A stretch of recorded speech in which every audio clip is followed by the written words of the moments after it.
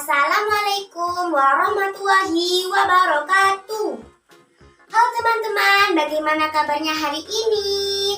Semoga kita sehat semua serta senantiasa dilindungi Allah SWT. Amin. Teman-teman, perkenalkan nama saya Rani Fletasari. Saya kelas 5B MI Nurul Hidayah, Madya Sambi Kerep, Surabaya. Teman-teman, apakah teman-teman pernah merasa sedih? Nah, hari ini saya akan bercerita tentang Amul Husni. Teman-teman, siapa yang tahu arti dari Amul Husni? Amul Husni artinya tahun kesedihan. Ingin tahu ceritanya? Ayo kita simak sama-sama ya. Peristiwa Amul Husni terjadi sekitar 619 Masehi atau tahun ke-10 kenabian Nabi Muhammad SAW. Pada tahun tersebut, Rasulullah kehilangan dua orang yang penting sekaligus, yaitu paman beliau yang bernama Abu Thalib dan istri beliau yang bernama Khadijah. Teman-teman, Abu Thalib senantiasa gigih menjaga Nabi Muhammad dari ancaman para Quraisy.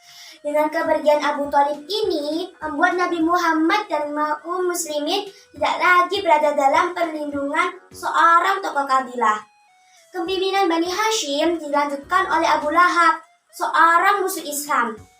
Abu Thalib adalah pengganti orang tua bagi Nabi Muhammad. Sejak kecil, beliau sudah kehilangan sang ayah, yaitu Abdullah. Nabi Muhammad menjadi yatim piatu ketika ibunda tercinta Aminah berpulang ke rahmatullah saat beliau berusia 6 tahun. Kemudian berlanjut dengan meninggalnya Abdul Muthalib, sang kakek, ketika Nabi Muhammad berusia 8 tahun. Setelah Nabi Muhammad mengumumkan kenabiannya, Abu Thalib mendapatkan banyak tekanan dari kaum Quraisy. Namun, Abu Thalib tetap mendukung Nabi Muhammad. Sekitar 7 tahun setelah Nabi Muhammad diutus menjadi nabi, dengan semakin bertambahnya orang masuk Islam, pihak Quraisy mengambil langkah ekstrim. Mereka membentuk kesepakatan tertulis yang dituangkan di dalam piagam yang digantungkan di Ka'bah. Isinya pemboikotan total terhadap Bani Hashim dan Bani Muthalib untuk tidak terjadi pernikahan dan jual beli dalam bentuk apapun. Teman-teman, pemboikotan berlangsung selama 3 tahun, sekitar 616 hingga 619 Masehi. Tidak lama setelah pencabutan boikot, Nabi Muhammad harus melepaskan kepergian sang istri, Khadijah bin Walid. Ketika 4 putrinya berduka, Nabi Muhammad menenangkan mereka dengan berkata, Allah sudah menyiapkan tempat tinggal terbaik untuk Khadijah di surga.